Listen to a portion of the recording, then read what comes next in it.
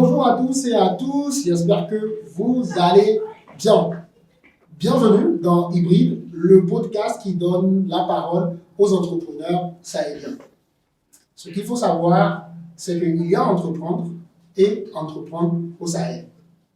Dans Hybride, nous partons à la rencontre de ceux et celles qui ont choisi de monter leur business, développer leur business et même des associations pour trouver des solutions aux problèmes du Sahel. Et aujourd'hui, celui qui nous reçoit chez lui, c'est le photographe des stars. Juste pour confirmer les faits, récemment, il a eu à photographier Didier Drogba, Adengra, Osimhen, Patrick Motsepe, non, je n'ai pas encore dit le nom, Alassane Draman Ouattara. Eh bien, je suis avec Hassan SOS. Merci. Salut, man. Merci. Comment tu vas? Merci à vous, Olivier. Je vais bien. Cool. Et c'est un plaisir pour moi de vous recevoir ici à SOS Shooting, la maison des stars. Et à partir d'aujourd'hui, tu as des stars. Cool. De la manière dont tu vois qu'on a chuté à l'Ingra, tu es au même titre. Merci, mon gars. En tout cas, pour ceux et celles qui nous regardent, il y a Rodrigue qui est sur la caméra 1, il y a Rabiou qui est sur la caméra 2, c'est eux qui nous accompagnent pour la prod de ce soir. Et pour ce numéro d'Hybride, on va revenir sur toi, ta personne, ton histoire. Tu as une histoire vraiment particulière. Tu as grandi dans un orphelinat, l'orphelinat SOS, qui te suit toute ta vie parce que Hassan SOS, SOS Shooting, là je vois ton habit, il y a SOS Shooting là-dessus. Raconte-nous un peu cette enfance-là. Bon, je peux dire que le SOS est entouré de plusieurs S. Et quand on parle de X, on parle de santé, succès, tu vois. Et c'est ce qui nous suit, nous-mêmes, tous les autres enfants, tous les autres jeunes qui ont grandi à l'orphelinat. Et pour nous, vraiment, c'est un plaisir. Il y a d'autres qui voient ça et je peux dire que c'est juste 0,5%. Mais sinon, la majorité des gens nous accueillent à bras ouverts, en société, tout le monde nous accueille et c'est ce qui est bien. Mais il faut aussi que je note qu'un enfant SOS n'est forcément pas quelqu'un qui n'a pas de parents parce que c'est l'image qu'on colle souvent à nous et ce qui est un peu dommage. Mais quand même, on est fiers quand même de porter le nom de SOS partout où on va et c'est une fierté de moi.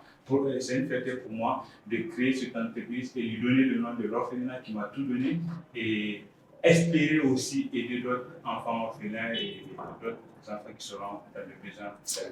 Dans ce sens, aujourd'hui, c'est vrai, j'ai cité Alassane Ouattara, j'ai cité Didier Drogba, mais après ça, avant ça, tu as eu à shooter Bambino, tu as eu à shooter Nourouala, tu as eu à shooter le président Mamadou Soufou, tu as eu à shooter le président Mohamed Bazoum, tu as eu à faire la couverture de tous les grands sommets, au Niger et tout. Qu'est-ce que tu représentes aujourd'hui pour ces jeunes qui, je ne dirais pas seulement les jeunes de SOS, mais pour tous ces jeunes qui te suivent, qu'est-ce que tu représentes pour eux? Est-ce que tu as l'impression que tu représentes quelque chose pour eux? Je pense que oui, je pense que je représente parce que j'ai le soutien de toute une population que je ne connais pas, d'autres personnes je ne les connais pas. Et quand je voyage, quand je suis à l'intérieur, et ce qui me fait plaisir, c'est quand je suis à l'intérieur même du Niger, à Maradi, à Agadez, les endroits où je ne pense pas qu'on connaît SOS Shooting, et c'est là que je rencontre vraiment les responsables. Donc je pense que je donne ce côté d'influence parce que c'est ce que moi je fais, c'est le côté de l'influence en fait. Et avoir, comment dirais-je, l'amour des gens qui croient à mon travail parce qu'aujourd'hui, dès qu'on parle de la photo, l'image de Hassan SOS vient. On avait eu des grands photographes, on avait Askani qui était là, on avait Abouba Makaji. Donc, vous voyez, aujourd'hui, dès qu'on parle de la photo, SOS Shooting est la référence et mon image est la référence. Donc, je pense que je représente vraiment quelque chose d'énorme pour les jeunes et la population du Niger. Il est super bien de le dire comme ça, mais le chemin n'a pas toujours été facile pour toi. Au Niger, il n'y a pas une école de photographie, il n'y a pas une école digne qui aujourd'hui, les beaux-arts, c'est pas au Niger. Effectivement. Sur le continent, c'est vrai qu'il y avait eu des grands noms, mais dans le contemporain aujourd'hui, on risque de passer à côté de quelque chose, c'est-à-dire des contenus. Et toi, tu sors de nulle part, tu te lances. comment a été le début?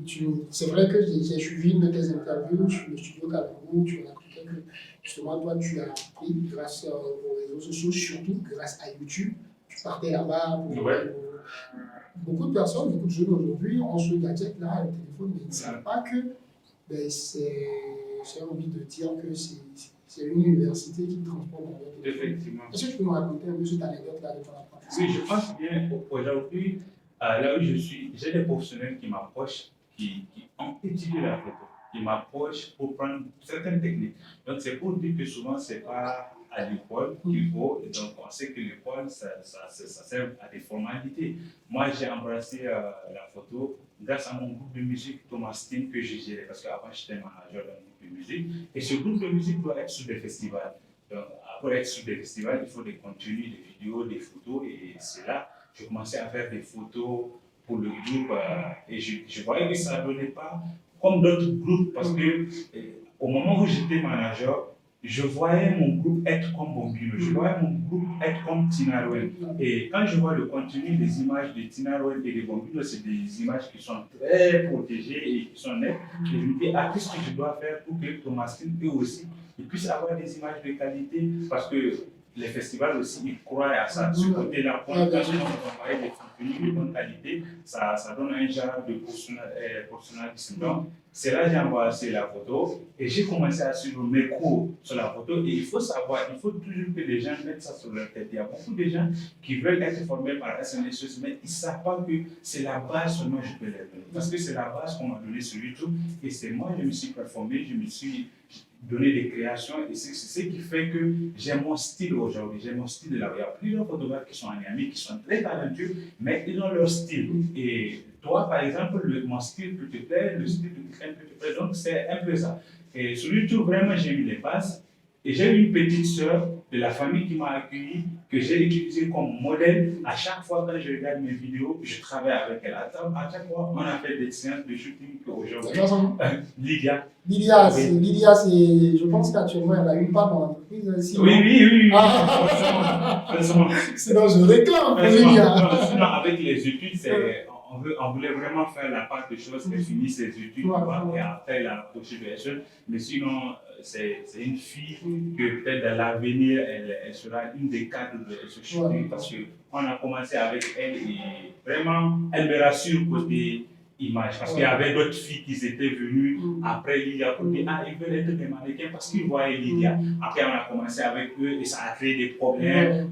Vous voyez, alors qu'avec Lydia, on n'a jamais eu de problème. C'est ma petite soeur, on travaille ensemble et moi-même, je fais des photos professionnelles pour ma soeur. Ça veut dire que les filles ici, excusez-moi de le dire, au Niger, il faut que les filles se mettent au travail. On va revenir là-dessus.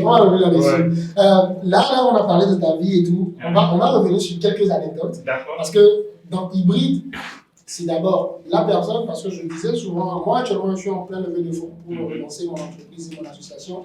Et tous mes investisseurs, je leur dis que tu n'investis pas dans mon entreprise. À tout moment, ça peut passer. Mais tu investis en moi, Olivier. C'est ma tête qui compte. Donc, c'est très important avant de parler de SOS Shooting, avant de parler même les grands groupes, tu vois. Depuis, on parle de Bolloré, on parle de, je ne sais pas, de Facebook et tout. Mais à la base, c'est un homme qui a commencé en fait. Donc, je dis ça parce que les gens qui viennent à SOS, c'est vrai, actuellement tu as des employés et tout. Mais à la base, tu étais seul. C'est pourquoi c'est important de revenir sur ta personne, ton histoire, ce qui te drive dans ce que tu fais. Là, je vais revenir sur quelques anecdotes. Là, je vois la photo de Moula. Comment tu as rencontré Moula et comment s'est faite la collaboration jusqu'à ce que tu fasses une photo avec elle en plein désert, sous le chapeau et tout? Je me rappelle, Moula, c'était Tony Rodriguez qui était son manager, autant où elle est venue. Le producteur aussi. Le producteur, oui. Donc, du coup, c'était Nafisa qui organisait Niamey White. Niamey in White. Niamey in White. Donc, c'est elle qui a mené.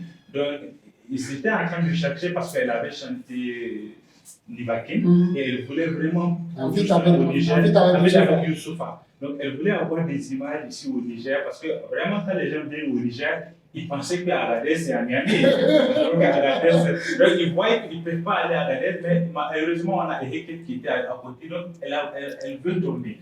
Et c'est là que Tony Rodriguez avait demandé des photographes professionnels et il est arrêté, je pense en ce moment, il avait le choix entre SOS et Mosaïque, donc ils n'étaient pas libres, ils sont venus vers moi et on a travaillé ensemble jusqu'à j'ai fait ces photos et jusqu'à aujourd'hui, on est en contact avec Moula, ma dernière participation à la CAN. Moula m'a dit, tu as Abidjan, il faut que tu puisses me voir, mais malheureusement on n'a pas pu se retrouver. Parce qu'Abidjan est grand. Abidjan est grand.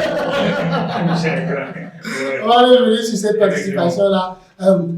Tu as shooté l'ancien chef d'État, Mamadou Issoufou. Ouais.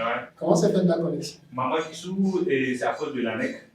L'ANEC, c'est une équipe jeune qui est vraiment à l'ANEC et ils suivent de près tout ce qui se passe sur les réseaux sociaux. Ils sont à la recherche du meilleur. Voilà, donc en 2019-2020, SOS Shooting numéro 1. Je ne me flatte pas, mais numéro 1. En 2020, qu'est-ce que tu veux là? Vraiment, on faisait fort en 2020. On faisait fort. On a mené quelque chose de nouveau sur les événements, sur les photos studio. Et c'est là que l'ANEC m'a contacté. Ils ont dit, ils ont vraiment. Et ce qui m'a beaucoup plu, quand l'ANEC m'a appelé, ils ont dit attention, tu as un grand concurrent en face de toi parce que le photographe officiel de l'ancien président, c'est un expatrié. C'est pas Maurice Ascani, c'est un expatrié, Luis Vincent. C'était Luis Vincent qui était le photographe. Ils m'ont dit que tu as un concurrent de taille. Et quand ils m'ont dit ça en écrit, vraiment j'avais peur. Oui, vraiment j'avais peur. Mais c'est pour dire que le jour que je l'ai vu, cette peur-là était un peu là. Le côté peur était présent parce que le matériel qu'il a sur lui, c'est pas ce matériel. Donc, du coup, c'est ça seulement. Mais après, lui-même, il connaissait ce shooting, le Luis Vincent. Il m'a dit, c'est toi ce shooting de famille, tu es jeune. Hein? Et donc, tu vois, et on a un peu partagé les contacts. Et juste là, on s'écrit sur Messenger. Hein? On s'écrit sur Messenger. Donc, c'est à partir de là que tout a commencé. Je travaillais pour l'ANEC dans toutes les activités que l'ex-président Issou fait avec la présidence, je participe. Voilà. Shooter Mamadou Issoufou, c'est énorme, mais gars, tu as fait. Je suis très content. Et vraiment, c'était ma première participation dans ce genre d'événement. Et je ne m'attendais pas. Voir un photographe qui couvre le protocole, qui ne te laisse pas du temps, tu dois te débrouiller à trouver les photos parce qu'avec le protocole, ils ne te connaissent pas, tu n'es pas leur ami. Il faut shooter quand il faut. Donc tu cours, tu shootes. Donc vraiment avec les autorités, c'est autre chose. Et à partir de ma première prestation pour eux, dès qu'on me dit que j'ai un autre événement au palais présidentiel, je me prépare mutuellement, personnellement. Pour donner vraiment le meilleur. Super. Alors, parmi les gens que tu as achetés, tu as acheté aussi quelqu'un qui est limite ici au niveau des légendes de Niger. Tu as acheté Nour Walam. Nour Walam, oui. Pas une fois, pas deux fois, pas trois fois. C'est quoi la relation? Nour Walam, je peux dire que c'est à cause de mon grand frère. Mais Nour Walam me connaissait depuis que je travaillais à la télé, parce que j'avais une émission que j'animais. Donc, j'ai cherché à inviter Nour Walam sur mon émission depuis 2016, comme ça. C'est une légende, comme tu l'as dit. Nour Walam, vraiment, c'est une icône. Il a fait une vidéo pour moi quand j'étais à la CAN. Cette vidéo est regardée à 250 000 personnes sur TikTok. Donc, tu vois que c'est une légende, vraiment. Et je n'ai pas eu à inviter nous, mais nous regardons mes émissions. Et regardez mes émissions jusqu'à j'ai arrêté la télé. Donc le jour où il était là, j'ai même la vidéo, il disait, lui il regardait mes émissions, mais après il a vu que ma tête est perdue. C'est à cause de mon grand frère qui a fait aussi SOS, qui a fait ESMA à Cotonou. Donc quand il est revenu, c'est lui qui gère un peu l'image de Move, tous les affiches de Move. Donc c'est lui qui avait eu leur contrat pour les shootings. Et il les a dirigés ici. Et à partir de là, nous, voilà, tout ce qui concerne ces photos, en tout cas, ils m'appellent et mis à part leur shooting qu'ils ont fait pour nous, je l'ai fait pour la campagne de Adelco, pour la campagne de Oriba. Donc, c'est quelqu'un, juste même ce matin, il m'a laissé me dire, il pensait que j'étais accroché à Abidjan. Mais je lui ai dit que non, je suis rentré et il veut vraiment une photo de famille avec sa famille et il veut que ça soit moi. Et c'est pour ça qu'il m'a attendu. Et il m'a laissé un vocal ce matin et nous, vraiment, c'est quelqu'un d'adorable parce que même dans ses messages, il ne finit pas un message, il ne prie pas pour toi. Donc, c'est ce que moi j'aime avec lui, il prie. Et c'est ce que j'aime chez nous, voilà. et il pique aussi bien. Ouais. C'est bien de noter ça. C'est bien. En tout cas, merci beaucoup à toi les gens. J'espère qu'un de ces 4 ans, on aura la chance de t'avoir dans Hybride. En tout cas, chez nous, on ne force pas les choses. Les bonnes choses au bon moment. Tu as shooté quelqu'un qui fait le tour du monde. C'est très bien de qui je veux parler. Quelqu'un qui fait franchement le tour du monde. Il y a beaucoup de gens qui tournent. Mais non, mais attends, gars, on dit Bambino. Ah ouais, la star. Mais l'un des, je ne sais pas s'il y en a eu, mais le seul que je connaisse à être nominé au Grammy Frère. Oui, en tout cas. C'est Bambino. À Abidjan, même, j'ai parlé avec des rockers qui connaissent Bambino. Bien sûr. Je ne pensais même pas qu'ils peuvent connaître Bambino. Non, mais c'est la légende. Vraiment, Bambino, c'est une référence. Côté musique, quand même, quand le Niger est classé, c'est vrai que ceux qui sont au Niger ne le connaissent pas. Ils ne savent pas que vraiment le Niger est classé côté musical. Mais quand tu pars vraiment sur le net, sur des émissions, et que tu vas voir des artistes comme Bambino, et vraiment, Bambino, c'est une histoire très touchante. Parce que Bambino, lui-même, c'est quand j'étais à la radio, j'ai voulu l'inviter à SOS pour qu'il joue pour mes petits frères orphelins. Parce qu'il y avait une activité que j'ai mis pour qu'on puisse chercher des ressources pour SOS. Donc je suis parti chez Bambino, et je jure que je suis parti avec Samuel. Mais lui, il ne sait pas que je suis venu avec Samuel. Moi, je partais là-bas parce qu'avec les jeunes de SOS, on a dit, cette année, l'événement, on veut que Bambino soit le parrain. C'est lui en tête. Mais il y aura d'autres artistes. Et ils ont dit, vous connaissez Bambino, c'est un artiste qui tourne. Parce que je te parle de 2016. En 2016 même, il tourne. On a dit, pour avoir Bambino, c'est pas comme les autres, il faut vraiment quelque chose. Et j'étais parti chez lui, il ne me connaît pas. Et quand j'étais venu chez lui, il pensait même que c'est lui qui doit me donner de l'argent. Il m'avait donné une enveloppe. Il a dit, c'est pour moi. Il a dit, c'est pour toi. Moustapha l'a dit parce qu'il y avait un autre animateur qui travaille à la Baï qui faisait des émissions pour les soirées. Donc il est plus rapproché que Bambino parce que mon émission n'accueille pas Bambino. Donc l'émission Touareg accueille plus Bambino. Donc celui qui avait lu, il a dit, Moustapha m'a dit que tu vas venir me voir, ça c'est ton enveloppe. Je lui ai dit, moi je suis venu pour autre chose. Et c'est là, il s'est assis à côté de moi. Et j'ai même le selfie, la photo, là, dès que je vois la photo. Tu vas me partager ça?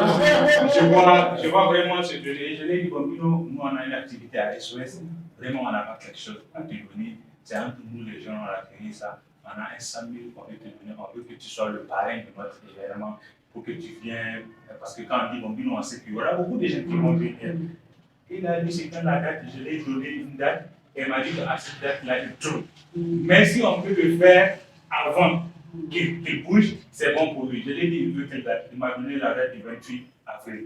Et on a changé rapidement. On a changé notre date. Et puis, il a dit que non, lui, il ne prend aucun pas. Il va venir faire ça gratuitement. Bambino était venu à 16h. Il a posé son thé à SOS avec ses amis. Et c'est là que j'ai connu les Thomastin. Si SOS même a grandi, il y a 7 parts de Thomastin. Parce que Thomastin, ils m'ont écrit sur Facebook, ils ont dit, on a une activité à SOS.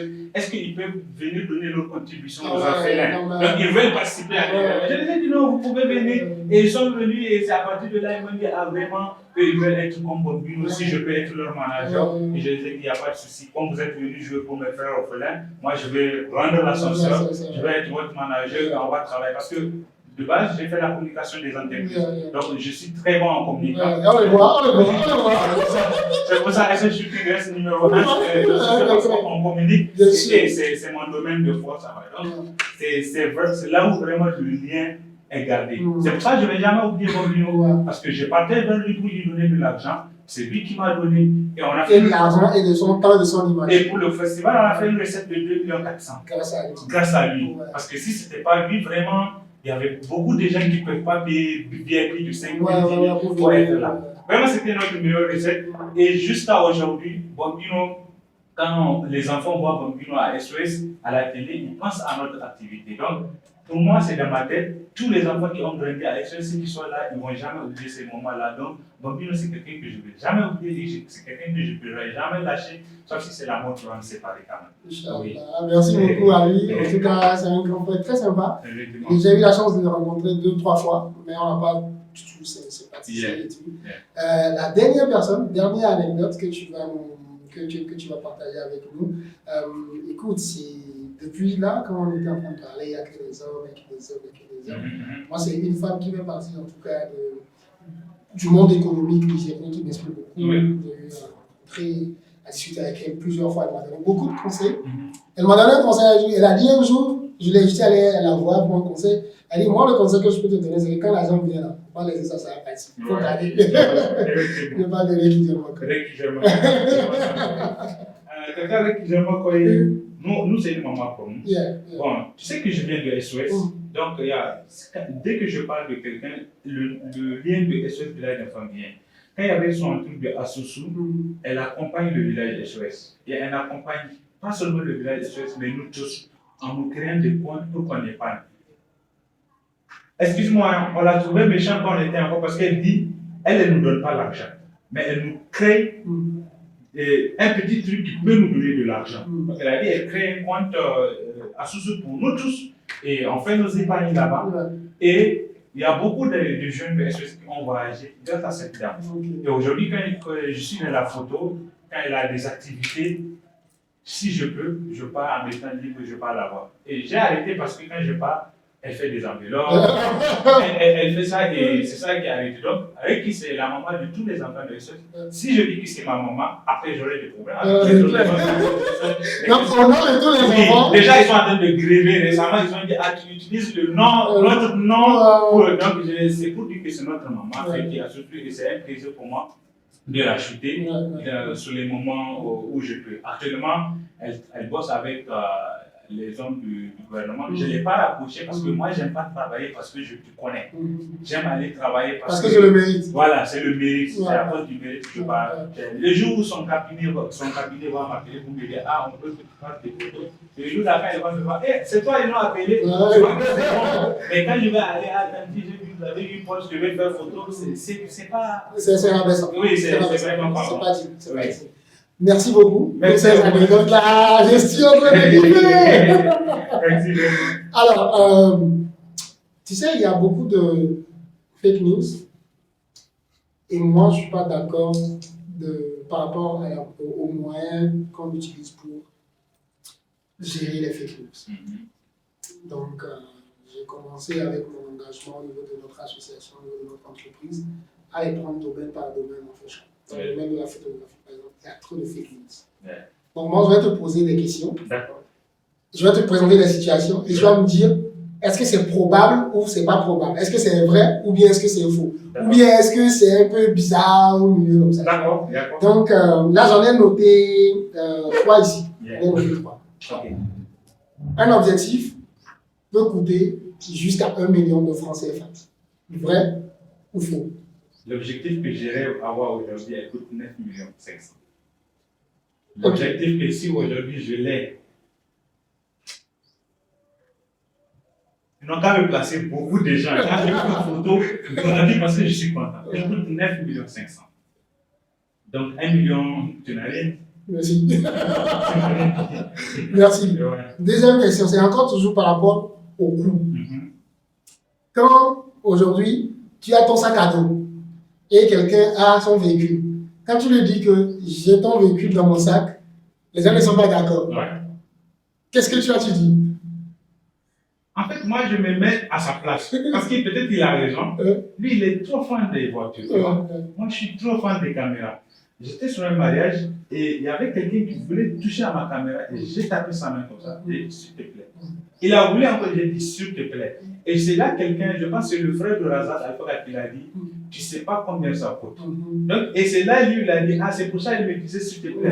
À chacun, en fait, de ce que tu aimes. Il y a quelqu'un, lui, c'est acheter des habits chers. C'est ça, c'est vrai. Elle s'est payé autre. Moi, c'est payer caméra, objectif qui me plaît. Donc, tu vois, si la personne il ne croit pas, moi je ne crois pas que lui, s'il ne croit pas que mes matériels coûtent. Donc, c'est le contraire, on va faire aussi. Moi aussi, je ne crois pas que son véhicule coûte plus cher que. Mais sinon, il faut être sur Amazon ou bien il faut mettre juste prix caméra pour que les gens commencent à donner cette valeur à la photo. Parce qu'ici, on ne facture même pas les photos. Bien sûr. Parce que c'est tellement flagrant que le coût d'une production photographique, le coût d'une production vidéographique, quand le client vient d'ailleurs et quand le client est local, tu vois que franchement, on n'a pas les mêmes cultures. Moi, j'appelle ça la culture de prix. C'est pas un clash. On a des très bons clients grâce à qui on développe nos On a vraiment ces grâce à nos clients. Mais la culture du prix, il faut voir un peu le mouvement. Il faut augmenter. Il y a aussi un autre anecdote. C'est par rapport à la comparaison des photos prises avec téléphone et caméra. Est-ce qu'aujourd'hui, je peux remplacer une de tes caméras par un appareil téléphone? Ou bien est-ce que tu as une anecdote à nous raconter par rapport à une comparaison téléphone-caméra? L'anecdote, ça a été récemment, quelqu'un qui voulait se payer une caméra et il y avait un photographe. Ce qui m'a beaucoup choqué, c'est un photographe du Niger qui avait commenté sur la publication en disant à la personne qui cherche une caméra, parce que la personne il a créé son entreprise, il veut un appareil photo où il peut faire ses photos de temps en temps, et parce qu'il se voit qu'il ne peut pas nous payer chaque fois. Donc il faut qu'il paye une petite caméra. Et le photographe vient en commentaire, fièrement, librement, dire que s'il se paye iPhone 13, il pourrait avoir la même qualité qu'un appareil photo. Heureusement que c'est un photographe que je connais, je sais qu'il n'est pas professionnel et peut-être c'est pour ça qu'il est passé de. Les gens n'ont qu'à arrêter. Si téléphone est la même chose que caméra, on n'a jamais appelé un photographe. Le photographe, il capte les moments. Il n'y a pas quelqu'un qui a iPhone 15 qui peut avoir photo de 25 mm. Il te faut rapprocher. Alors qu'il y a des endroits qu'on ne te laisse pas rapprocher des gens. Il y a des pixels qui comptent. Il y a beaucoup de. C'est même pas à comparer en fait. C'est même pas à comparer. C'est bon. Oui, c'est même pas à comparer. Alors, dernière anecdote. D'accord. La canne. Ah, la canne. Raconte-nous donc l'histoire de la canne. La canne, selon toi. Si c'est à refaire, je vais être 2 fois ivoirien. Parce que là, on m'a multiplié. N'est-ce pas? Mais même quand on m'a multiplié, je me suis mis dans la peau. Parce que les Ivoiriens me disent, il faut te lâcher. Parce qu'eux, ils s'amusent. Les Ivoiriens sont fair play, ils sont festifs. C'est quand je suis venu ici, souvent quand je parle, je dis merci. On dit, ah, tu es devenu Ivoirien. Alors qu'ils ne savent pas quand je suis là-bas, je suis Nigérien. Non, vraiment, la canne, c'est waouh. C'est waouh, c'est waouh. Parce que déjà à la canne, professionnellement dans mon métier, j'ai appris beaucoup de choses, j'ai vu beaucoup de choses. Et si on parle côté même le pays où je suis parti, et ça m'a mis beaucoup de jours, les 1 mois que j'ai fait, c'est chaque jour que je réfléchis. Quand je serai au Niger, qu'est-ce que je veux faire, qu'est-ce que je vais agrandir.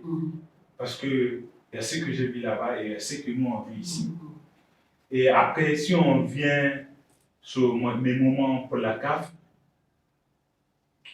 c'est vraiment top. Et la canne, j'ai voulu que ça continue pour 2 mois. J'ai voulu que ça continue pour 2 mois. En fait, la seule chose qui me manque, c'était les nourritures du Niger. Ouais, je vois. Je n'ai pas pu manger. Finalement, tu as pu manger ton moitié?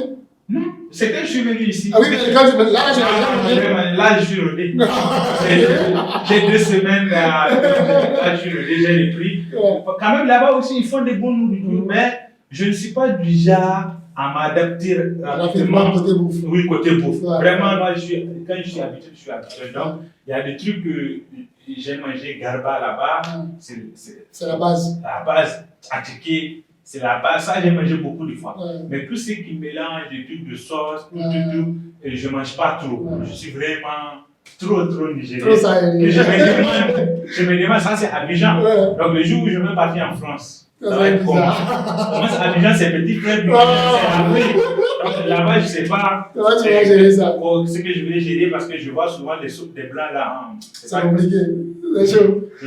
Est-ce que j'ai vu dans une vidéo où tu remerciais SOS Côte d'Ivoire, le président PD. Oui. Est-ce que tu peux les remercier? Parce qu'il y a quelque chose qu'on oublie souvent. Il n'y a personne qui s'est fait seul en fait. Genre. On déteste les histoires de self-made man. Moi, techniquement, il y a des gens qui m'ont aidé. Et toute ma vie, il n'y a que les gens qui m'ont aidé. Donc, moi, je veux que tu vois, si un homme me revient, s'il y a des gens à remercier, ça sera ton dernier mot pour l'émission. S'il y a des gens à remercier pour cette édition de la CAN, ça sera qui? le village SOS, que je vais continuer à remercier parce qu'il y a des projets qui vont venir après. Vous allez dire, ah, Hassan a des raisons de remercier le SOS. Déjà, il faut savoir, ils m'ont accueilli depuis que j'ai 0 ans. À la naissance, on a perdu notre maman, c'est SOS qui nous a tout donné. Et là, je ne suis pas sous la prise en charge de SOS. Depuis 2021, est-ce qu'on a fini avec SOS? Mais jusque-là, SOS continue de me suivre, continue de mettre l'œil sur ce que je fais. Et partir à Abidjan faire un mois, penser que c'est un coût, ça va être coûteux. Alors que la CAF dit, ah, on va payer des billets d'avion, tout, mais côté hôtel, c'est saturé déjà parce qu'il y avait des millions de gens qui sont à Abidjan.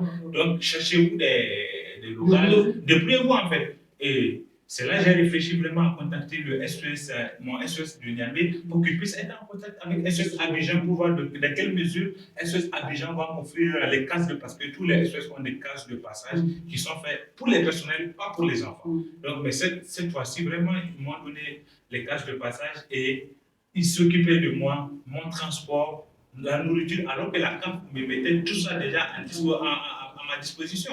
Donc, mais SOS a tout fait. Donc, est-ce que je ne pourrais pas les remercier parce que vraiment, c'est comme si c'est mes parents, mais je les remercie.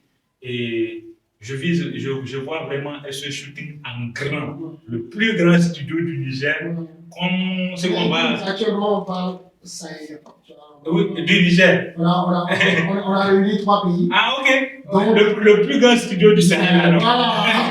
Voilà. Oui, le plus grand studio du Sahel. Voilà. Donc, après, je saurai quoi faire, pas seulement pour les enfants orphelins du SOS, mais tous les orphelins qui seront dans les besoins au futur. Quoi. On revient sur la fédération du Niger. Sans la fédération, oui, à la tête du président PD, sans la fédération, je ne pourrais pas voyager. Parce qu'il faut savoir que la CAF met la main sur les médias qui sont dans les pays, mais c'est grâce à vos fédérations que vous quittez. Sans vos fédérations, vous ne pouvez pas quitter. La CAF peut te donner les accréditations et tout ce qui suit, mais si la fédération n'a pas donné son dernier mot, parce que ce n'est pas la CAF qui paye directement les billets, c'est la fédération qui paye les billets. Voilà, parce que c'est un truc de budget, tu vois. Ah, c'est là la fédération vraiment, ils ont mis, déjà la fédération croit en moi et je pense que je fais de mon mieux aussi pour donner une bonne image à la fédération et aux équipes nationales de football du Niger pour qu'on puisse donner la meilleure des images côté professionnel et pour la fédération. Donc vraiment, je remercie la fédération et je sais que je ne suis pas seul. Ce n'est pas seulement Hassan qui vont continuer à aider. S'il y a d'autres photographes aussi qui veulent vraiment aller découvrir ou travailler sur des grandes compétitions, la fédération reste ouverte. Et moi, je veux quand même que ça soit beaucoup de photographes. Quand je suis parti à Abidjan, des photographes sportifs, ce n'est pas un, ce n'est pas deux, c'est des jeunes. Et ils sont plus d'une centaine de jeunes que quand on fait du football, ils sont là. Aujourd'hui, quand je parle au stade, on n'est que 2. Et c'est dommage. Et je sais qu'il y a beaucoup de photographes au Niger. Donc je veux que aussi ces autres jeunes photographes puissent dire, ah, il ne faut pas vous limiter à des photos de mariage, à des photos studio. Libérez-vous. Être photographe tout terrain, c'est le plus important sur notre métier de la photographie. Merci. Ouais. Merci. Mon dernier mot, je vous remercie d'être ici à ce shooting. N'oubliez pas, vous êtes des stars. Et la maison des stars vous accueillera toujours et si le besoin est là. Et tous les autres jeunes qui veulent embrasser le métier de la photo, il ne faut pas embrasser le métier de la photo parce que Hassan est star. C'est tout un travail qui est derrière. Hassan travaille dur pour qu'on puisse admirer ce shooting et ça va continuer. Et je vais vraiment essayer de donner mon meilleur que je peux aux autres jeunes qui veulent apprendre de la photo et travailler. Parce que, excuse-moi, c'est votre temps. Vas-y. Moi, je ne veux pas former des jeunes qui vont s'éparpiller et créer beaucoup de studios. Je veux être comme France 24. Je peux être comme France 24. Avoir toute une équipe qui travaille à Niamey, à Ottawa, à Dosso. Et ce shooting doit être partout sur le Niger et on vise l'international. Pour que mon SOS Shooting soit comme le SOS Village d'enfants qui est dans plus de 49 pays dans le monde. Donc je veux que SOS Shooting soit comme ça. Mais avant ça, il faut que SOS Shooting se positionne à Niamey, à Dosso, dans tous les 8 régions du Niger. Et c'est ma vision. Donc c'est pour ça que j'ai besoin de ces jeunes. Je ne veux pas qu'ils viennent apprendre et après ils vont sauter. Parce que quand ils sautent le mur pour aller créer, ils vont pleurer. Il y a beaucoup de gens qui vont pleurer. Alors que c'est une expérience qui suit et ça continue. Et merci à toi. Il y a beaucoup de personnes aujourd'hui qui gardent leur connaissance. Et moi, je suis un défenseur du partage des connaissances.